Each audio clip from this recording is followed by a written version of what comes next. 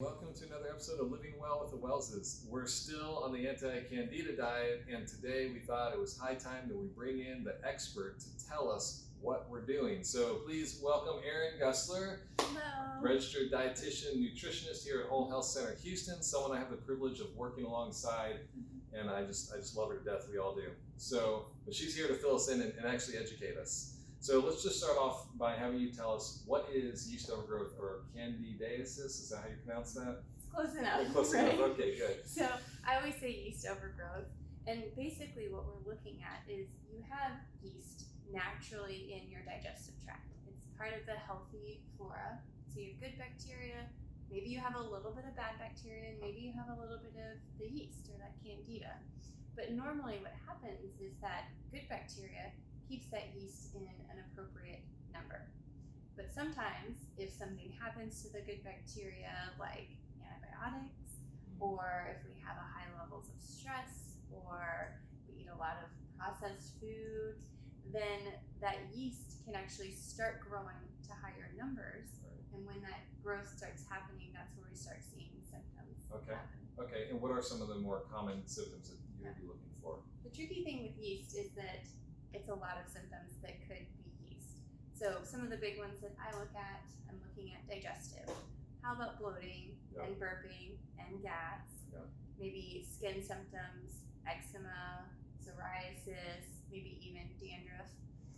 Looking at chronic UTIs, chronic vaginal infections, chronic sinus infections, especially if you take a lot of antibiotics with those and they keep coming back. That's a really good sign that we need to be looking at yeast. And then of course, as a dietitian, one of the big things that I'm looking at is sugar cravings. So I always call it the sugar monster. Yes. If you feel like when you eat a little bit of cake, all of a sudden you look up and the whole cake is gone. That's usually a good sign that we need to be looking at yeast. Yeah, and one of our children was actually sneaking sweets and candies. It had gotten really bad, and that was one of the wake-up calls for us. Absolutely. I think we're dealing with something here. Well, and yeast actually grows with carbohydrates or with sugar. So it's trying to serve itself by making you crave sugar, by making you crave carbs. The more you eat, the more it feeds that yeast or that candida. Okay. So as a person might be entering onto this anti-yeast diet, what's the primary rule for the diet? Yeah. So of course we're going to be avoiding things like cookies and candies and sodas, of course those high sugar things, but even some of our healthier carbohydrates, things like whole grains and beans and fruit can also be heavy hitters because those are converted to sugar in the body and they can feed that candida in the body. Okay. And so as we're eliminating some foods, sometimes we might become a little more nutrient deficient in other ways and stuff, and maybe we need things to help this process along. So are there supplements you tend to recommend? Absolutely. I know we're taking some. Yeah. So when we look at just the nutrient density of the diet, one of the first things that I always recommend is that you need to be eating your vegetables, right? That's a great way to get a lot of those micronutrients, those vitamins, those minerals that you would be normally getting with things like fruit and beans and legumes. So making sure, of course, we're balancing the diet is really important. But to kill the yeast, sometimes we will do supplementation. So different herbal antibiotics to make sure that we are getting in there and killing the yeast. I'm sure you've discovered this diet isn't the most fun diet.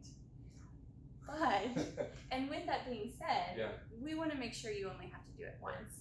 That's the big goal. So we may do something like nystatin, which is a prescription medication. We may do herbal antibiotics, and we may add stuff like serrapeptase onto it. So serrapeptase is really neat because it helps to get rid of biofilms. So as the yeast starts dying, it can create a protective layer around itself, and that serrapeptase makes sure that that goes away so that we can actually kill it. So we call it the big guns. We only want you to do this once. It's not fun. It's not impossible, but if you only have to do it once, that's our goal. Hey, I found that trying to just go into it with a positive attitude, like you said, it's not fun to have to be restrictive. But on the other hand, I don't know, I like being in the kitchen. So it is kind of fun to get creative and come up with alternatives. and we find that we expand our palate and our repertoire of recipes and stuff. So, and I heard you have a little chef at home too. That's we do. a creative cook too. Yes, Aislinn has really taken on that role. And I know you mentioned nystatin already. That's the prescription drug. We're taking it as a family to go along with this. I know it's an antifungal. Is that necessary for success? It's not necessary, but it is a heavy hitter. So diet in and of itself will kill some of the yeast. But for most people, if we're suspicious of yeast, we want to make sure that we get rid of as much as possible. And nystatin is one of those heavy hitters that gets in there and makes sure we kill it all. Okay. Let's circle back to carbs. And because when people hear, I've got to restrict my carb intake, what are we talking about? What kind of numbers? For myself, I've just, in my head, been keeping it kind of under 30 grams of carbs a day. And for my children, being a little more lenient with maybe 50 grams. But what, are those in line with what you would recommend? Or? Those are pretty similar to what I recommend. Okay. Normally what I recommend is for adults that were a little bit more structured, a little bit more restrictive on the carbohydrates. Okay. So usually for adults, I say try to keep your starchy carbs to about half a cup per day. And then for kiddos, especially our younger kids, it's hard to convince them to completely cut the carbohydrates. Yes. Yeah. So I'll allow maybe a cup or a cup and a half of those starchy carbohydrates. Now, when I talk about starchy carbohydrates, I'm leaning more towards berries and some of those lower sugar fruit options rather than, I don't want you to have half a cup of Dr. Pepper, unfortunately. Right. That doesn't count. Something with a little nutrition as well. Right, right. Okay, well that makes sense. But if we're going to be limiting our carbohydrates, one of the three kind of primary sources of calories, our caloric needs haven't really changed. We're still active people. So the other two sources being fat and protein. Is there any particular ratio of those two elements that we should be aiming for? Well, and the important thing to keep in mind is I always say our bodies are like a car. We can run on gas or we can run on diesel, but we have to run on something. Okay. And so when we look at that, our bodies can run on glucose, carbohydrates, or they can run on ketones, which is fat. And so if we're doing less carbohydrates, we have to increase that fat so that you still have the fuel that you need to keep going. Right. So even including things like fattier cuts of meat or fat bombs or being really intentional. Yes. Yeah. Have you guys played with some fat bombs? We have. Yeah, Aislinn has made some fat bombs, sweetened with erythritol and things. So I always warn people with the erythritol or the xylitol, anything that ends in an OL, it can give you a little bit of tummy upset for some people. Yeah. So some people are a little more sensitive than others. Yeah. Okay. Yeah. So kind of on a related topic. Again, limiting certain food groups kind of causes us to focus in on others. And so what I've found, let's take breakfast for example, our diet has become much more monotonous. We've always eaten a lot of eggs, but now we're eating a lot of eggs because, I mean, let's face it, it's just easy. And instead of trying to get creative and come up with other ways. So I've heard through Dr. Google that if I eat too much of the same thing, I'm going to develop a sensitivity to it. Is there any validity to that claim? Should I be concerned about that at all? So there is some validity to that claim. Now, the population that I see that being an issue is if you're doing the same thing for every meal, for every day, for a very long period of time. The short period of time that you guys are doing the yeast cleanse is usually not enough time to cause a food sensitivity by eating the same thing over and over again. The nice benefit too is as you get rid of extra yeast, you actually heal that gut lining and that gut barrier, which decreases your risk of food sensitivities. That's good. I like that. So usually what I recommend, pick a couple breakfast options, a couple lunch options, a couple dinner options.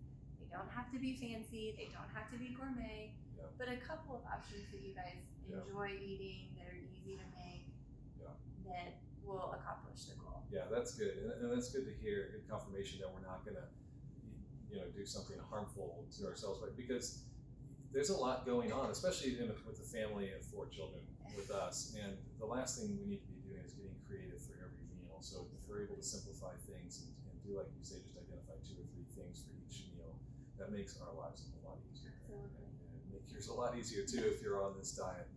Now, you've already mentioned the sugar alcohols, a couple of those. There's a tendency to replace all of the sugars that were previously in our diet with sugar alcohols or alternative sweeteners like monk fruit or stevia, because we just want that sweetness. But then there's that part of me that says, no, this is a perfect opportunity to retrain my brain to not have as much of a sweet craving. So I guess this is kind of a two-pronged question. Should I be aiming, should I go have that kind of thinking where I'm trying to retrain my brain to not desire as much sweet? And then on the flip side of that, if I do substitute all of these things in for sugar, can I get too much of those things? Too much of the sugar alcohols? Too much of the stevia? So a couple questions. This is the big question. So the typical American diet is set up for big flavors, lots of salt, lots of sugar, lots of flavor. And so the typical American palate is very accustomed to a lot of salt, a lot of sugar, and that's our taste preference. Biologically, naturally, we shouldn't be able to tolerate a lot of the sugar and a lot of the sweetness and a lot of the saltiness that we're currently eating. So I do think that if you as a family can take that on, where you can retrain your palate to be a little bit more like it should be, I think it's a healthy thing to do, right?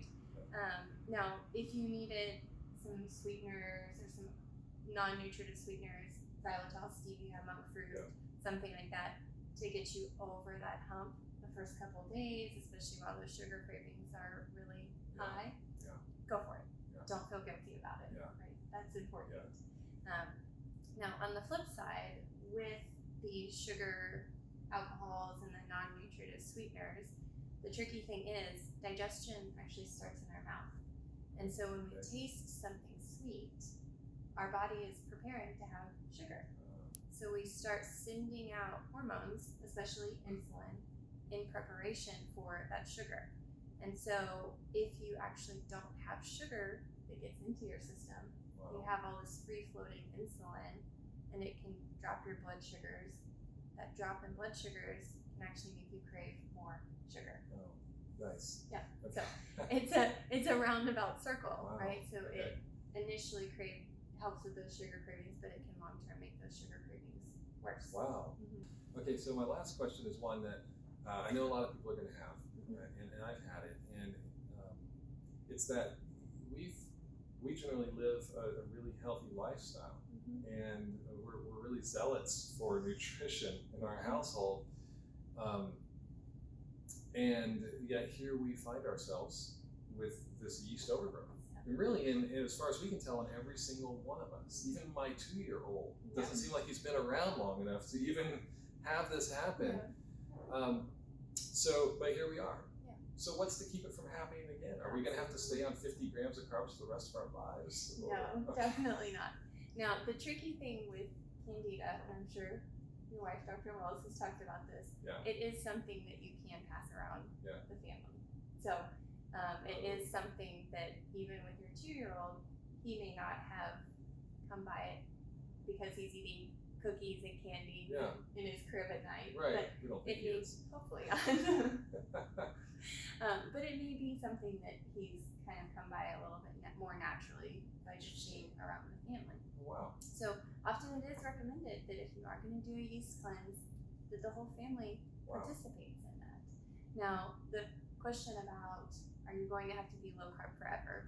The answer is no. So that's good. But knowing that there are some things that do put you at risk of Candida, and when you encounter those things, you can do things about it, right? So some of our heavy hitters, antibiotics, knowing that if you have to take an antibiotic, making sure you are getting good bacteria, maybe even in some cases you're doing a prophylactic nystatin to make sure that you're just killing everything at the same time. High levels of stress or lots of sugar. We've got the holidays coming up, starting with all that sugar with Halloween coming up. So knowing that when you do encounter some of those situations that you're aware, if you are going to a Christmas party, maybe you're being intentional to eat some more fermented foods, or maybe you're being intentional to So there are a lot of things that you can do prophylactically to prevent it from coming back. Great. Yeah. All right. Well, this has been really educational. I hope y'all have all learned a lot from our conversation with Erin today. Thank you so much for answering our questions. If you guys have any other questions or comments, put them in the comments below, and Erin or I, whoever needs to answer them, will. Absolutely. And one thing that Paul and I were talking about off camera was maybe some healthy recipes. So if that's something that you guys would be interested in, maybe some bulk recipes and things like that, let us know in the comments below. We'd be really interested to see if that's something you guys would be curious about. Yeah. Maybe we can work on some of that in the future. Yeah, absolutely. And there will be more recipe videos coming very soon also. So stay tuned. Okay. Bye.